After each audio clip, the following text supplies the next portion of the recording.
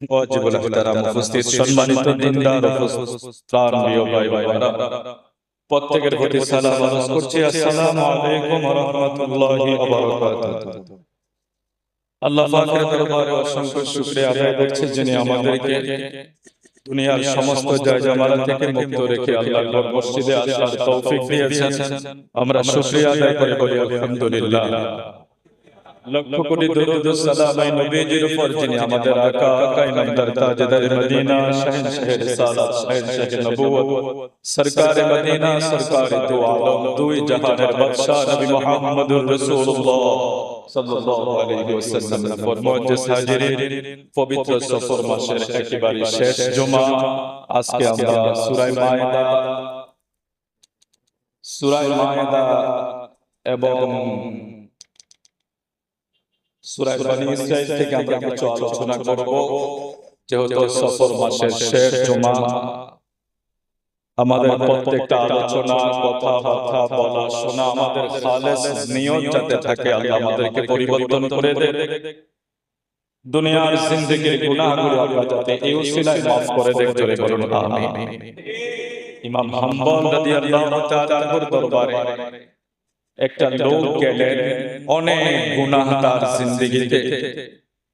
ইমাম হাম্বল রাদিয়াল্লাহু তাআলার দরবারে যাওয়ার কারণে ওই লোকটা যখন গিয়েছে, ইমাম হাম্বল চেহারা ঘুরিয়ে ফেলেছে, তার দিকে তাকাবে না, কারণ সে অনেক বড় গুনাহগার। তো ইমাম হাম্বল রাদিয়াল্লাহু তাআলার দরবারে ওই গুনাহগার লোকটা হাজির হয়ে একদিন ডেকে বলছে, হুজুর আপনি তো আমার দিকে তাকাচ্ছেন না, আমি একটা সংবাদ নিয়ে এসেছি আপনার দরবারে।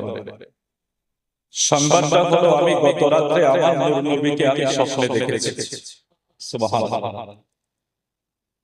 যখন ওই ব্যক্তিটা এই কথা বলেছে, হুজুর আমি আমার নবীকে স্বপ্নে দেখেছি, তিনি ঘুরে দাঁড়ালেন।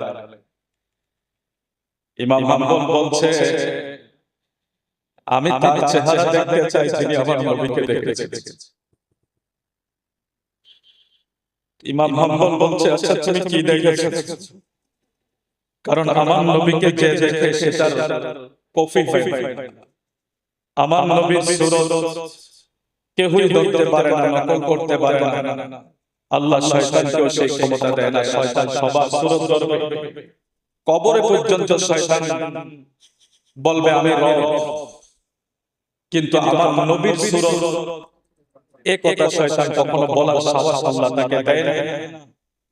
তো ইমাম হাম্বল তিনি বলে, তুমি যা বলেছো সত্য বলেছো, বলো তুমি কি দেখেছো? বলে, হুজুর আমি আমার নবীকে এমন অবস্থায় দেখেছি, আমার নবীর একটা সম্মেলনে আছে,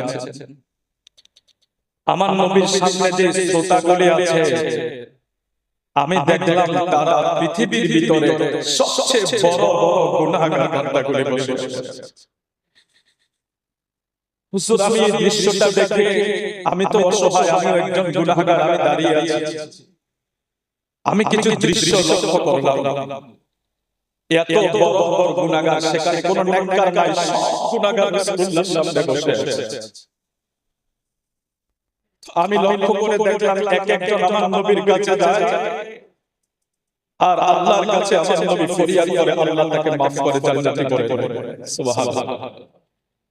অনেক লম্বা কথা, হুজুর সবাইকে এইভাবে সব বড় বড় গুনাহগার করে রাসূলুল্লাহর কাছে যাচ্ছে আর আল্লাহর হাবিব আল্লাহর কাছে তাদের জন্য প্রার্থনা করে, আল্লাহ তাদেরকে ক্ষমা করে দিচ্ছে।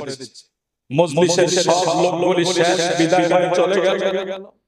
আমি লজ্জিত হয়ে একটা পাশে দাঁড়িয়ে চিন্তা করছি, আমি আমার নবীর সামনে এই গুনাহগারের চেহারা কেমনে দেখাবো?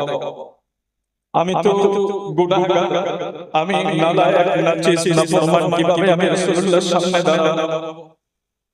তিনি অসহায়ের মতো দূরে দাঁড়িয়ে রইলেন। আমার নবী ডাক দিলেন, আমার নবী ডাক দিলেন। অতঃপর আমি আমার নবীর সামনে অসহায়ের মতো গিয়ে দাঁড়িয়ে রইলাম। আমার নবী জিজ্ঞেস করলেন, তুমি এখানে দাঁড়িয়ে আছো কেন? সামনে আসছো না কেন? বলে, হুজুর আমার কাছে এত লজ্জা লাগতেছে, কারণ রহমতের নবীর সামনে কিভাবে আমি এই চেহারা নিয়ে দাঁড়াই, যে চেহারা আমি কাউকে দেখতে পারি না, আমি এত বড় গুনাহগার। আমার লজ্জা হয়, আমার ভয় হয়, আমি আপনার সামনে দাঁড়াতে পারছি না, আমার বড় ভয় লাগছে। আল্লাহ ডেকে বললেন, হাবিব, যে যত গুনাহগার হোক, যার যত গুনাহ থাকুক, সে যদি তার গুনাহ নিয়ে লজ্জা বোধ করে, সে যদি তার গুনাহ নিয়ে অসহায় বোধ করে, সে যদি তার গুনাহ নিয়ে আল্লাহর কাছে লজ্জিত হয়, আপনার কাছে আসতে লজ্জা পায়, তার যদি আমি আল্লাহ ঘোষণা করে দিচ্ছি, আপনিও তাকে বলে দেন, তার গুনাহের কারণে, হায়া হওয়ার কারণে আমি তাকে ক্ষমা করে জান্নাতি হিসেবে কবুল করে নিয়েছি। বান্দার গুনাহগুলি আল্লাহ ক্ষমা করে দিবে। বান্দা গুনাহের কারণে যদি তার হায়া হয়, লজ্জা হয়, কারণ উম্মতে মুহাম্মদী যখন গুনাহ করে, ফেরেশতারা পর্যন্ত কলম অফ করে রেখে দেয়, না এখন লেখা যাবে না। উম্মতে মুহাম্মদীকে ফেরেশতারা পর্যন্ত ভালোবাসে, রাসূল ভালোবাসে, রাসূলের উম্মতকে ফেরেশতারা ভালোবাসে। গুনাহ লেখক ফেরেশতারা বলে, না এখন লেখা যাবে না, দেখি না এই লোকটা তওবা করে কিনা, দেখি না লোকটা তওবা করে কিনা, দেখি না লোকটা তওবা করে কিনা, হয়তো কিছুক্ষণ পরে সে তওবা করে ফেলবে, কিছুক্ষণ পরে হয়তো সে মাফ চেয়ে দিবে, এখন তার গুনাহটা লেখার দরকার নাই। এইজন্য উম্মতে মুহাম্মদের গুনাহ না লিখে ফেরেশতা পর্যন্ত ইহসান করে যায়, সুবহানাল্লাহ। আর যদি সওয়াব করে, আর যদি সুবহানাল্লাহ বলে, সিজদা দেয়, তাকবীর, তাহলিল, রুকু, কোরআন তেলাওয়াত করে, এটার জন্য ফেরেশতারা লিখতে অপেক্ষা করে না যে আমি কিছুক্ষণ পরে লিখব। শুধু উম্মতে মুহাম্মদী বিদায় ইবাদত করতে দেরি, লিখতে আর দেরি হয় না, সুবহানাল্লাহ। আল্লাহ, তুমি আমাদেরকে গুনাহের কারণে আমাদের ভিতরে আমাদের লজ্জা, আমাদের হায়া হারিয়ে দাও। আল হায়াউ শাবাতুন মিনাল ঈমান, লজ্জা হচ্ছে ঈমানের একটা অংশ। যার লজ্জা থাকে সে তার চিন্তা ভাবনা করে চলে, গুনাহের কাজ হাত বাড়াতে হিসাব করে বাড়ায়। এই জন্য এই লজ্জাকে ঈমানের একটা অংশ বলা হয়েছে। তুমি আমাদেরকে কবুল করে চলে, বলেন আমিন। আল্লাহ পাক পবিত্র কোরআন শরীফে ঘোষণা করে দিয়েছেন, ওয়া ক্বালা তাআলা লা তুফসিদু ফিল আরদি বা'দা ইসলাহিহা ওয়াদ'উ খাওফান ওয়া তামা'আন ইন্না রাহমাতাল্লাহি করিবুম মিনাল মুহসিনিন। আল্লাহ ঘোষণা করে দেন, রে বান্দারা, তোমরা وقال تعالى لا تفسدوا في الأرض, আল্লাহ বলে দুনিয়াতে শান্তি স্থাপনের পর, দুনিয়াতে শান্তি স্থাপনের পর সেখানে তোমরা বিপর্যয় করো না, সন্ত্রাস সৃষ্টি করো না, আর তোমরা আল্লাহকে ভয় এবং আশার সাথে ডাকো, ভয় রাখো, আশা রাখো। দুনিয়ার কাউকে ডাকলে মিল চলতে পারে, দুনিয়ার কাউকে আমার জন্য ডাকলে সেই আশা আমার পূরণ নাও হতে পারে। আল্লাহ বলে আশা নিয়ে ডাকো, ভয় নিয়ে ডাকো। তোমার আশা এবং ভয় থাকলে অবশ্যই তুমি আমি আল্লাহকে পাইবা, অবশ্যই তোমার সবকিছু কবুল করা হবে। কারণ আল্লাহ অনুগ্রহ এবং যারা সৎকর্ম করে তাদের আল্লাহ বড় নিকটবর্তী। সুবহানাল্লাহ। ইন্না রাহমাতাল্লাহি করিবুম মিনাল মুহসিনিন। আল্লাহ বলেন, যারা আমাকে ভালোবাসে, যারা আমাকে ভয় পায়, যারা আমার জন্য সিজদা দেয়, যারা আমার জন্য তাদের ঘুম হারাম করে, তাহাজ্জুদের নামাজে দাঁড়িয়ে যায়, যারা আমার জন্য তেলাওয়াত করে, যারা আমার জন্য দান সদকা করে, আমার জন্য মসজিদ মাদ্রাসা বানায়, ওই ব্যক্তি তারা সৎকর্ম পরায়ণ। আর সৎকর্ম পরায়ণ যারা, তাদের কাছে আমি আল্লাহর রহমত পাওয়া যায়। সুবহানাল্লাহ। এই জন্য আমরা মাঝে মাঝে হক্কানি বুজুর্গ লোকদের কাছে যাই, আল্লাহর ওলিদের কাছে যাই, হুজুর আমার জন্য দোয়া করেন। কারণ যারা আল্লাহর ওলি, যারা সৎকর্ম পরায়ণ, ওনার মতো আমি না, আমি হইলাম নাফাক নালায়েক নাজিজ। আর যারা আল্লাহর ওলি, যারা বান্দা, যারা আল্লাহকে রাজি খুশি করেছে, তারা যখন আল্লাহর বন্ধু হয়ে যায়, তাদের কাছে অনায়াসে আল্লাহর রহমত পাওয়া যায়। যার কাছে সম্পদ বেড়ে যায়, তার কাছে চাইলে কোনো আপনার পাইতে দেরি হয় না। যার কাছে নাই সে দিবে কোত্থেকে, যার কাছে সম্পদের ভান্ডার আছে সে আপনাকে দিতে পারবে, তার যদি ইচ্ছা থাকে। আল্লাহ পাকের রহমতের ভাগীদার, আল্লাহর নেককার বান্দারা, মুহসিনিন বান্দারা, আল্লাহ এই কথাই এই জায়গায় ঘোষণা করেছেন, যারা আমার মুহসিনিন বান্দা হয়ে যায়। এখন মুহসিনিন কারা? সংসার করে মুহসিনিন হওয়া যাবে না, মানুষের ক্ষতি করে মুহসিনিন হওয়া যাবে না, মানুষের অন্যায় করে মুহসিনিন হওয়া যাবে না। আল্লাহর ইহসান যদি পাইতে চায়, আল্লাহর রহমত যদি পাইতে চায়, তারা খোদা বিরোধী অর্জন করতে হবে, আল্লাহর ভয় অন্তরে স্থাপন করতে হবে। এই আয়াতে কারিমায় যে বিষয়টা ফুটে উঠেছে, জমিনে যখন শান্তি বিরাজ করে সেখানে সংসার বাদ করা যাবে না, বিপর্যয় সৃষ্টি করা যাবে না। এটা পবিত্র কোরআন শরীফ। জোরে জোরে বলে আল্লাহু আকবার।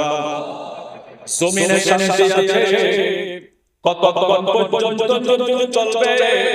আমার নবী এক হাদিস শরীফে বলে দিয়েছেন, যতক্ষণ আমার উম্মতেরা একতা বলে, স্বীকৃতি না দেয় লা ইলাহা ইল্লাল্লাহ মুহাম্মাদুর রাসূলুল্লাহ সাল্লাল্লাহু আলাইহি ওয়াসাল্লাম, আল্লাহ ছাড়া কোনো মাবুদ নাই, আমি হইলাম আল্লাহ পাকের প্রেরিত রাসূল, যতক্ষণ আমার উম্মতেরা এই কথা বলে, স্বীকৃতি দেয় না দেয়, তার আগ পর্যন্ত তাদের সাথে যুদ্ধ চলবে। এখন উম্মতেরা কালিমায় স্বীকৃতি দিয়েছে, উম্মতের ভিতরে শান্তি প্রতিস্থাপন হয়েছে, সমাজে শান্তি হয়েছে, সবাই আল্লাহ মানে, সবাই রাসূল মানে, সবাই নামাজ পড়ে, মসজিদে আসে, দান করে, সদকা করে। এই কথা আল্লাহ পবিত্র কালামে ঘোষণা করে দেন, রে বান্দা লা তুফসিদু ফিল আরদি বা'দা ইসলাহিহা ওয়া তামা। জমিনে যখন শান্তি স্থাপন হবে, এখানে আর সন্ত্রাসবাদী করা যাবে না। তাইলে বোঝা গেল ইসলামে কোন সন্ত্রাসী নাই। আমাদেরকে ট্যাগ দেওয়া হয় না জঙ্গিবাদী, দাড়িওয়ালাদেরকে দেখলে যারা দাড়ি রেখে এয়ারপোর্ট ক্রস করে, তারা বুঝতে পারবে কতটা না জানা। আমি মনে তো শাস্তি আমার মতো অসহায় কেউ নাই। বিমান তো মনে হয় দাড়িওয়ালা মতো অসহায় দুনিয়া তার কেউ নাই। কারণ আপনার দাড়ি থাকলে টুপি টাপি পাইতে থাকলে আপনাকে এত জিজ্ঞেস করবে না। কিন্তু যারা একটু স্মার্ট টাইট পরা, ক্লিন শেভ করা, মনে করেন না এটা যার ভিতরে কোনো সন্তানবাদী নাই, ওই দাড়িওয়ালা সন্তানবাদী, এটার জন্য কিন্তু আমরা দায়ী। সে আলোচনা করলে দীর্ঘ সময় আমরা দায়ী। এই জন্য ইসলাম আমার নবী যেভাবে প্রচার করেছেন, এখন আমরা বললাম যুদ্ধ করেছেন, নবীজি যুদ্ধ করেছেন, আমার নবীর যুদ্ধ কখন হয়েছে, কোন পরিবেশে, কোন পর্যায়ে নবী যুদ্ধ করেছেন? আমার নবী তো এতটাই শান্তিপ্রিয় ছিলেন, আপনারা জানেন মসজিদে নববীতে ইহুদি বসবাস করে না। আমার নবী সেখানে তাকে মারতে গেছিলেন পল্লাকে মারি। আরে আমার নবী বলা লাগবে না, শুধু চোখের ইশারা ছিল, সাহাবায়ে কেরাম তাকে টুকরো করে দিতেন। সবাই তারে খুলে ফেলেছে, ফারুক আযম সিদ্দিক যারা আছেন, আমার নবীকে শান্ত বসে। আমার নবী কি শান্তির বার্তা দিয়েছেন গোটা বিশ্বকে? ফাইলে জমা করে দাও। আচ্ছা মুসলমান, এক মুসলমানের শরীর নিচে আরেক মুসলমান, তাহলে কোরআনের আয়াতের সাথে বিদ্বেষী হয় না বলুন। আল্লাহ সন্তুষ্টি করো না, বিপর্যয় সৃষ্টি করো না, কিন্তু আমি মুসলমান, আমার হাতে নিরাপদ না।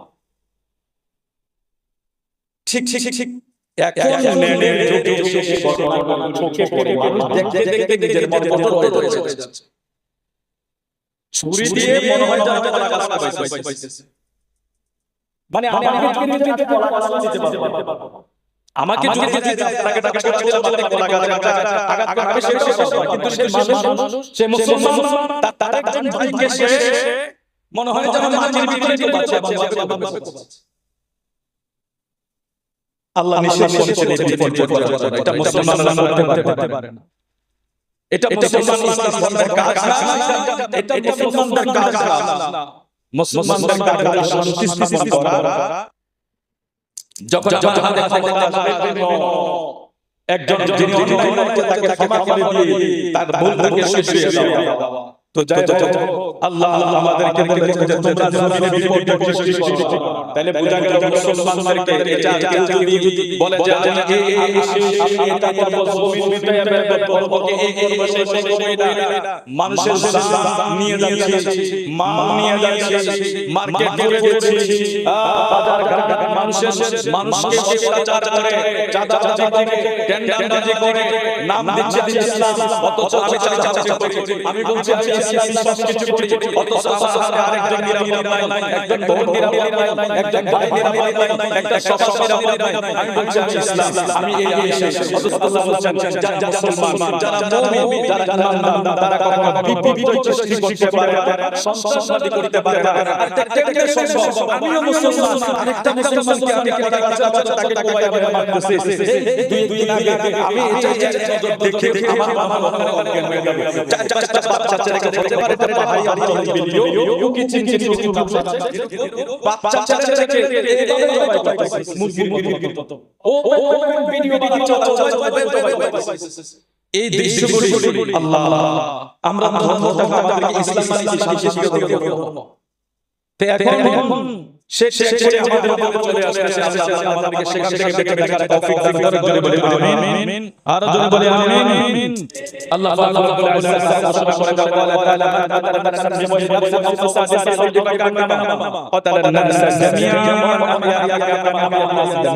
আল্লাহ বলেন কেউ পৃথিবীতে বিশৃঙ্খলা সৃষ্টির অপরাধ হত্যা করলো, সে সকল মানুষকে হত্যা করলো, আর যে ব্যক্তি জীবিত করলো সে যেন সবাইকে জীবিত রাখলো। এই আয়াতে আল্লাহ বলেন কেউ কাউকে ব্যক্তির হত্যা বদলা এবং ব্যক্তির হত্যার বদলা ব্যতীত। এখানে আরব কান্ট্রি এটা কোরআনের আইন যখন শাসন হবে, কোরআনের আইন অনুযায়ী যদি ইসলামিক রাষ্ট্র হয় তাইলে কোরআনের নিয়ম অনুযায়ী হত্যার বদলা হত্যা। কিন্তু সে হত্যা করে নাই বা সে কাউকে মারে নাই, আমি যদি তাকে মারলাম আর একটা কাউকে আমি হয়ে গেল আমি আরেকজনকে হত্যা করতে চাইলাম, এটা যদি আমার শাস্তি আমার আমাকে তাই এটা চেষ্টা করলাম আমার আল্লাহ ঘোষণা করে দেয় মনে হয় মানুষের পুরো পৃথিবীর মানুষকে হত্যা করে ফেলেছে। সে যেন পৃথিবীর মানুষের সঙ্গে ঘাত করেছে, ব্যক্তির উপর ঘাত করে, ব্যক্তিকে সে হত্যা করে, আর তার সাথে যদি একজন বাইরে থাকে, তার হাতে যদি বাইরে থাকে, সে যেন বিশ্বের মানুষকে নিরাপদ দিয়েছে। এটাই হলো ইসলাম। আল্লাহ আমাদেরকে দিয়েছে এই আল্লাহ আমাদেরকে দিয়েছেন যে শান্তি স্থাপন করবে, এটা কোরআনের হুকুম আছে। তবে এমনি না, এটা প্রমাণ আছে। তারপরে ইসলামিক রাষ্ট্র হবে, বাংলাদেশের আইনে সেভাবে শাসন দিবে, কিন্তু কোরআনের শাসন চলবে। সেই শাসন যখন চলবে তখন হত্যা যেটা আমরা দেখছি ওপেন তাদেরকে শাস্তি দেওয়া হয়। এটা বাংলাদেশের করা যাবে না, যেহেতু ইসলাম শাসন। বাট যদি কোনো কোরআনের শাসন হবে এটা ভিন্ন কথা। এখন আল্লাহ আমাদেরকে যে শাসন দিয়েছে, কেউ যদি হত্যা করে তাকে রাষ্ট্রের আইনে কোরআনের আইনে তাকে হত্যা করা যায়, তার হত্যা। কিন্তু আজ হবে যার সাথে একটু পুরুষ আছে, কালকে আমাদের বেসিক কথা বলছে, আপনারা দেখেছেন মোবাইলে, আর মানুষের করে না। আর মানুষ কি করে ধরতে গেলে তিন দুপুর কথা দিয়েছে, হয়তো মারা গেছে। কালকে দেখা বেসিক দিনের বেলা বাচ্চা দুইটা ছেলে একজন আরেকজনকে শেষ করে এগুলি মুসলমান ছেলে করে না। মুসলমানের ঘরে ছেলে এক ভাই মেরে ফেলেছে ওই মুসলমান ঠিক একটু জায়গা সে একটা দল করে আমি করি ডিফারেন্স থেকে এখানে তুমি আমি এই করি ভাই এইগুলি যদি রাজনীতিক কথা আমি যদি রাজনীতিতে যে আমার হিংসা থেকে না আসে আমার এদেশে রাজনীতি করে রাষ্ট্র আমার রাজনীতির কারণে আমার ভিতরে পড়ে হিংসা আমি রাজনীতি ক্ষমতা থাকে আমার ক্ষমতা থাকে আমি বাসির কাছে আসে ফোন করে থানা থেকে বের করে তখন আমি কি করি আমার এই প্রভাব আমি জানতে করে মেরে কি হবে দেখব এটা রাজনীতি না এটা ইসলাম সন্ত্রাসবাদীকে সাপোর্ট করে না ইসলাম পৃথিবীতে চেষ্টা করে না ইসলাম সেটা ইসলাম সেটা ব্যবসা আল্লাহ আমাদেরকে সেই সন্ত্রাস থেকে হেফাজত করে আমিন وقال رسول الله صلى الله عليه وسلم من بدل معاهدة لم يرد رائحة الجنة وإن ريحها يوجد من مسيرة 40 عاما رسول كريم صلى الله عليه وسلم যেটি মুসলিম রাষ্ট্রের কোন মুসলিম নাগরিককেও যদি হত্যা করে সে জান্নাতের সুগন্ধ পাবে না নাউজুবিল্লাহ আমাদের পক্ষে থেকে কথা বলতেছি না বুখারী শরীফের খন্ড পৃষ্ঠা হাদিস পকেট থেকে একবার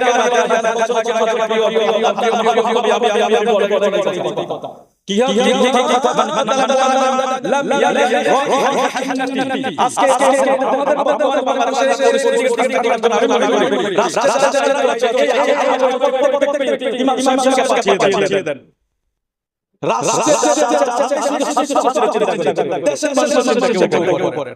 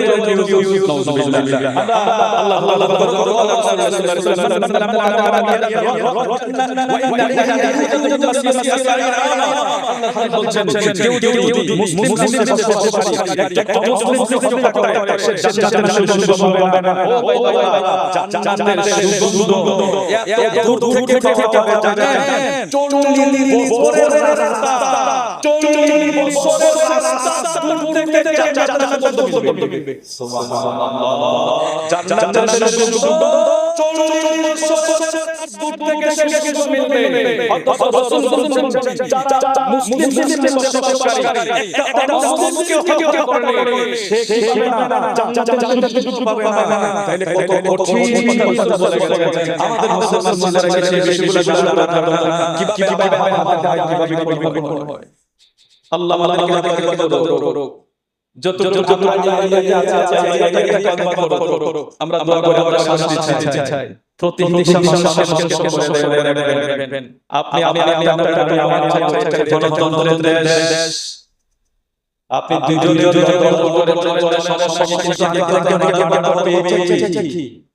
আরেকজন কখন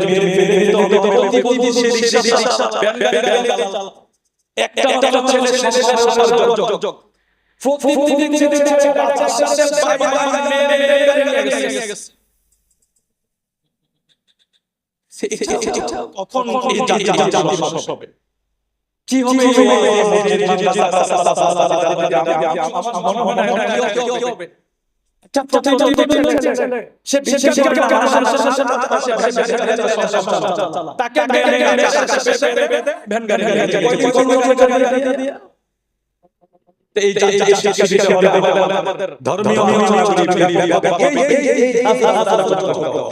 এখন শুধু বলি না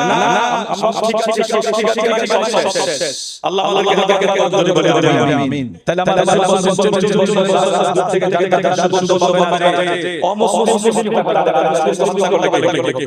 মুসলিম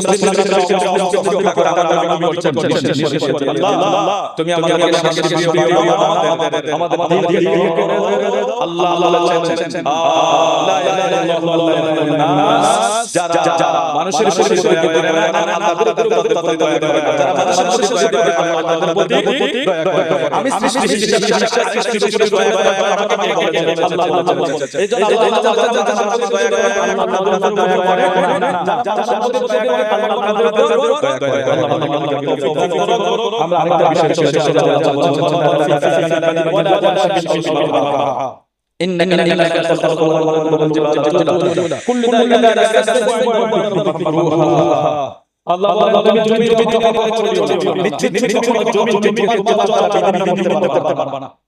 কথা ঠিক আছে তো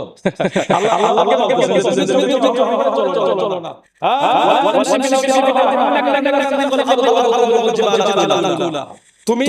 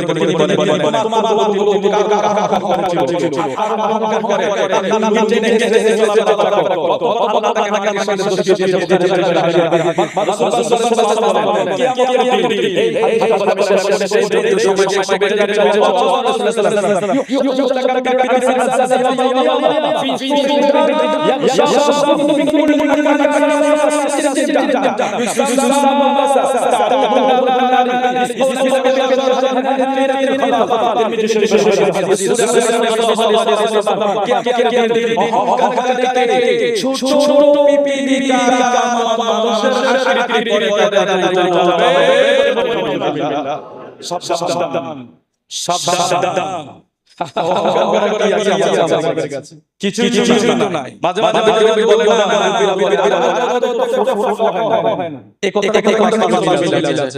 আল্লাহ আমার কাছ থেকে সব নিয়ে যেতে পারে। পাকিস্তান দেখছেন 20 বলে এমন অবস্থা হবে তো এটা করতে পারেনি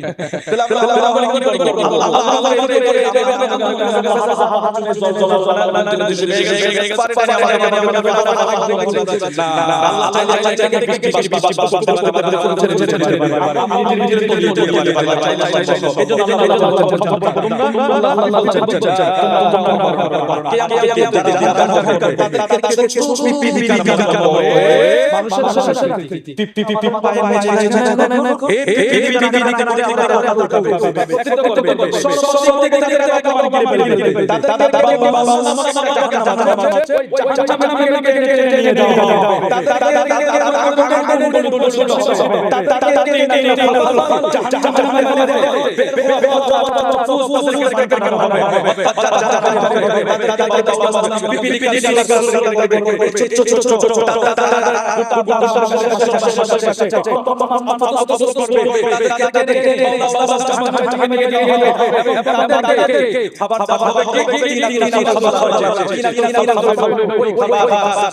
নিয়ে যাওয়া হবে নাউজুবিল্লাহ হেদায়েত হয়ে যায়, হেফাজত হয়ে যায়, হুঁশিয়ার হয়ে যায়। আল্লাহ যাতে আমাদেরকে এমন একটা কার্য থেকে বেঁচে থাকার তৌফিক দান করো। জাহান্নামের পচা গলা মানুষের রক্ত ফুস মরক্ত ওই দুনিয়ায় অহংকার করে চলাফেরা ব্যক্তির খাবার হবে। জোরে বলি নাউজুবিল্লাহ। আল্লাহ তুমি দয়াবান, আমরা মানুষ, আমরা গুনাহগার, তোমার দয়ার আশায় আমরা বসে আছি। যদি আমাদের কোথাও ভুল হয় যে আমাদেরকে ক্ষমা করে দিও মাওলা। আওয়াজ করে বলি আমিন। ওয়া আখিরি দাওয়ানা আনিল হামদুলিল্লাহি রাব্বিল